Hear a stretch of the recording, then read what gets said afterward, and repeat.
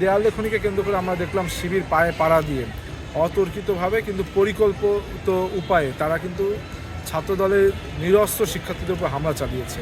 তো মানে আমরা যে ডাকসুকে বলছি যে ডাকসু বডি বা ডাকসু লিডারশিপ যে বডিটা রয়েছে, অর্থাৎ Dhaka university central students union যেটি রয়েছে, এটা Dhaka university central mobs union হিসেবে ইতিমধ্যে পরিচিতি লাভ করেছে। অর্থাৎ তারা বিশ্ববিদ্যালয়ে যে কোনো মবের নেতৃত্ব দেয় তারা পারদর্শী। শিক্ষার্থী বান্ধব কোনো কাজ আমরা দেখছি না। শিক্ষার্থীদের যে সংকট 7 মাস পূর্বে ছিল, 6 থেকে 7 মাস ডাকসু পেরিয়ে গেলেও তারা এখনও সেই সংকটগুলো রয়েছে, বরং আমরা দেখছি বিভিন্ন জায়গায় তারা মব সৃষ্টি করছে। এবং তার থেকে বড় কথা যে আপনি দেখলেন যে তারা একটি মিথ্যা তথ্য দিচ্ছে যে ঢাকা বিশ্ববিদ্যালয় ছাত্রদলের মাইন্ডেড 36 জন তারা বিভিন্ন সময় হলে উঠছে। এখন আমার কথা হলো, এই যে 36 জনের কথা বলছে, তারা তাদের শিক্ষা জীবনে তারা ছাত্রলীগ কর্তৃক মারপিট খেয়ে বিতাড়িত তাদের শিক্ষা জীবন অব্যাহত রাখতে পারেনি। পরবর্তীতে 5ই আগস্টের পরবর্তীতে যারা ফ্যাসিবাদ বিরোধী আন্দোলনে ছিল, ঢাকা বিশ্ববিদ্যালয়ের তৎকালীন প্রশাসন অর্থাৎ যখন নিয়াজ আহমেদ স্যার ভিসি ছিলেন, তিনি কিন্তু এদের প্রত্যেককে অনুমোদিত করেছে, প্রত্যেক শিক্ষার্থীকে অনুমোদন দিয়েছে যারা ফ্যাসিবাদের জাতাপৃষ্ঠে জর্জরিত হয়ে এরা তাদের শিক্ষা জীবন ব্যাহত হয়েছে, তাদেরকে বিশেষ সুযোগ দেওয়া হোক। এখন একজন ঢাকা বিশ্ববিদ্যালয়ের শিক্ষার্থী যে ফার্স্ট ইয়ারে বা সেকেন্ড ইয়ারে পড়ে, তার তো তার হলের অধিকার রয়েছে। সেখানে যদি সে ভাইবা দিয়ে সে যদি অ্যাপ্লিকেশন করে হল পায়, এটা তো তার শিক্ষার্থী অধিকার। এইখানে তো আপনি ডিটেক্ট করার কেউ না, কেননা এই বিশ্ববিদ্যালয় একটি গঠনতন্ত্রে চলে। সেই গঠনতন্ত্রে আপনি দেখবেন যে ঢাকা বিশ্ববিদ্যালয়ে গত যে ডাকসু নির্বাচন হলো, সেখানে নিয়মিত শিক্ষার্থী হিসেবে একজন 63 না 53 বছর বয়সের মানুষও ভোট দিতে পেরেছে। তার কারণ কি? তার রেগুলার ছাত্রত্ব রয়েছে, এই জন্য তো সে ডাকসুরে ভোট দিতে পেরেছে। এখন রেগুলার ছাত্রত্বের সংজ্ঞায় একজন শিক্ষার্থী বিশ্ববিদ্যালয় হলে তার সিট পাওয়া তার অধিকার। সেই বিশ্ববিদ্যালয় গঠনতন্ত্র অনুযায়ী বিশ্ববিদ্যালয় প্রশাসন যদি কারো অধিকার তাকে অধিকার অনুযায়ী তার হল সিট নিশ্চিত করে, এটা তো আলাদা করে দেখার কিছু নেই। এটা সে ছাত্রদল করে না ছাত্র শিবির করে বা অন্য ছাত্র সংগঠন করে, এটা তো ডিটেক্ট করা যায় না, কারণ ফ্যাসিবাদের জাতাকলে পড়ে তার শিক্ষাজীবন ব্যাহত হয়েছিল এবং বিশ্ববিদ্যালয় প্রশাসন তাকে সুযোগ দিয়েছে। সুতরাং এই যে বিভিন্ন বিষয়কে শিক্ষার্থীদের সামনে এনে শিক্ষার্থীদের মুখোমুখি ছাত্রদলকে দাঁড় করানোর একটা বিভিন্ন ষড়যন্ত্র, এই ষড়যন্ত্র তারা 5ই আগস্টের পর থেকে শুরু করেছে এবং ডাকসুর সময়ও করেছে। কিন্তু এখন শিক্ষার্থীরা বুঝতে শুরু করেছে যে এরা প্রত্যেকেই গুপ্ত অবস্থায় ছিল, এরা প্রত্যেকেই ছাত্র শিবিরের অনুসারী, প্রত্যেকের রাজনৈতিক ইন্টেনশন রয়েছে, যারই অভিপ্রায় এরা শিক্ষার্থীদের মুখোমুখি ছাত্রদলকে গুপ্ত অবস্থায় দাঁড় করাচ্ছে। অর্থাৎ তাদের গুপ্ত মন মানসিকতা থেকে তারা দেখাচ্ছে তারা সাধারণ শিক্ষার্থী, কিন্তু তারা আসলে একটি রাজনৈতিক এজেন্ডা নিয়ে শিক্ষার্থীদের মুখোমুখি ছাত্রদলকে দাঁড় করাচ্ছে এবং শিক্ষার্থীরা কিন্তু তাদেরকে ইতিমধ্যে লাল কার্ড দেখিয়েছে, প্রত্যাখ্যান করছে। এটি আমাদের কাছে আজকে পজিটিভ বার্তা বলে মনে হচ্ছে। সর্বপ্রথম হচ্ছে চট্টগ্রাম সিটি কলেজে একটা দেয়াল লেখনীকে কেন্দ্র করেই কিন্তু আজকে যে সমস্যা উদ্ভূত হয়েছে, সে উদ্ভূত পরিস্থিতির সৃষ্টি। চট্টগ্রাম বিশ্ববিদ্যালয়ের দেয়াল লেখনী এটা হচ্ছে বিভিন্ন বিশ্ববিদ্যালয় বা বাংলাদেশের ছাত্র রাজনীতি বা রাজনৈতিক একটি কৃষ্টি বা কালচার বা ঐতিহ্য বলতে পারি। সুতরাং দেয়াল লেখনী কিন্তু একটি গণতান্ত্রিক চর্চা বা গণতান্ত্রিক একটি পথেরও এক ধরনের ধারণা, যেটা দীর্ঘদিন ধরে বাংলাদেশে প্রচলিত আছে। কিন্তু এই দেয়াল লেখনীকে কেন্দ্র করে আমরা দেখলাম শিবির পায়ে পাড়া দিয়ে অতর্কিতভাবে কিন্তু পরিকল্পিত উপায়ে তারা কিন্তু ছাত্রদলের নিরস্ত্র শিক্ষার্থীদের উপর হামলা চালিয়েছে এবং এটিকে কেন্দ্র করে সারা বাংলাদেশের বিভিন্ন ক্যাম্পাসের শিক্ষার্থীরা প্রতিবাদস্বরূপ দেয়াল লিখনি করছে। সে দেয়াল লিখনিকে কেন্দ্র করে আপনারা দেখছেন ঢাকা বিশ্ববিদ্যালয় বিভিন্ন সময় শিবিরের যারা নেতৃবৃন্দ আছে, যারা গুপ্ত অবস্থায় রাজনীতি করে, তারা অনেক সময় সুপ্ত হয়ে উঠছে, অর্থাৎ তারা কিন্তু এক প্রকার বাধাবিঘ্নতার সৃষ্টি করার চেষ্টা করছে।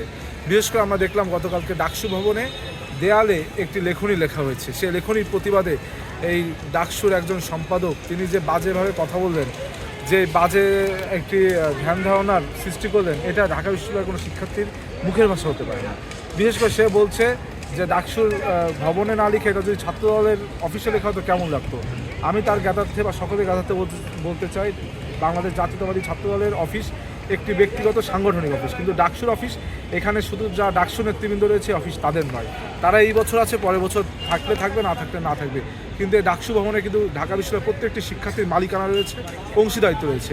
সুতরাং এই ডাকসুর দেয়ালে শিক্ষার্থীরা কী লিখবে না লিখবে এটা কিন্তু তারা ডিটেক্ট করতে পারে না, বা এটার প্রতিবাদে তারা অন্য একটি ছাত্র সংগঠনের অফিসের সাথে তুলনা করতে পারে না। এমনকি সে যে বাজে ভাষায় আপনার মাননীয় প্রধানমন্ত্রীকে নিয়ে যে বাজে ভাষায় মন্তব্য করছে, এটি কিন্তু ঢাকা বিশ্ববিদ্যালয়ের কোনো শিক্ষার্থীর বা যার জ্ঞান আছে, যে শিক্ষিত কোনো মানুষের মুখের ভাষা নয়। তিনি একজন শিক্ষিত মানুষ, ঢাকা বিশ্ববিদ্যালয় প্রাচ্য অক্সফোর্ড, সেখানে শিক্ষার্থী যে মুখের ভাষা ব্যবহার করেছেন, এটা মনে হয়েছে কোনো শিক্ষাবিহীন একজন মানুষের মুখের ভাষা। এইখানে কিন্তু আমার মনে হচ্ছে ঢাকা বিশ্ববিদ্যালয়ের শিক্ষার্থীদের এটি একটি সারা দেশের কাছে অপমানের জন্ম দিয়েছে, যে এখানে কারা পড়ছে, এখানে কারা এখানে রাজনৈতিক চর্চা করছে। এবং শিক্ষার্থীরা আমার মনে হয়েছে যে তারা বিভিন্নভাবে এখন দিশাহারা হয়ে পড়েছে, যে বা যারা তাদেরকে ভোট দিয়েছে তারাও এখন নিজেদেরকে ভিতরে একটা হাহুতাশা জন্ম দিচ্ছে, কাদেরকে ভোট দিলাম, কাদেরকে নির্বাচিত করার জন্য ভোট দিতে এসেছিলাম।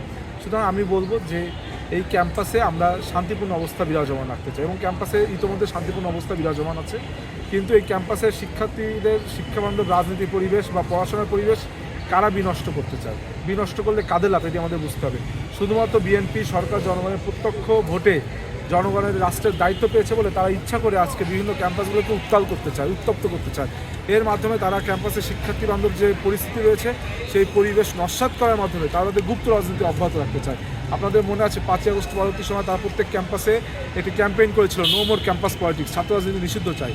তারা তখন শিক্ষার্থীরা তাদের লাল কার্ড দেখিয়েছিল, শিক্ষার্থীরা রাজনৈতিক চর্চার প্রতি আরও আগ্রহী হয়ে উঠেছিল, যার জন্য তারা সেটি তখন পেরে ওঠেনি। এখন তারা এই ছাত্র রাজনীতিকে কলুষিত করছে, ঠিক যেমনটি 5ই আগস্টের পূর্বে তারা দীর্ঘ 17 বছর ছাত্রলীগের সাথে থেকে ছাত্রলীগের বিভিন্ন অন্যায়কে সমর্থন করে, অন্যায়কে প্রশ্রয় দিয়ে এবং অন্যায়ের অংশীদারিত্ব হয়ে তারা যেভাবে তৎকালীন সময় ছাত্র রাজনীতিকে কলুষিত করেছে, তারা এই মুহূর্তে চেষ্টা করছে 5ই আগস্ট পরবর্তী সময় এই 12ই ফেব্রুয়ারির পর একটি গণতান্ত্রিক বাংলাদেশে আবার ছাত্র রাজনীতিকে কলুষিত করে ছাত্র রাজনীতির প্রতি শিক্ষার্থীদেরকে বিষিয়ে তুলে ছাত্র রাজনীতির মুখোমুখি শিক্ষার্থীদেরকে দাঁড় করিয়ে তারা তাদের গুপ্ত রাজনীতি অব্যাহত রাখতে চায়। শহীদ ওসমান হাদি একটা কথা বলেছিল যে এই জামাত শিবির হচ্ছে একটা আন্ডারগ্রাউন্ড পার্টি, এরা একটা রিমোটের মতন, অর্থাৎ যখন যাকে মন চাচ্ছে তাকে গুপ্ত অবস্থায় রাখছে, যখন যাকে সুপ্ত করার প্রয়োজনীয়তা আছে তাকে সুপ্ত করছে।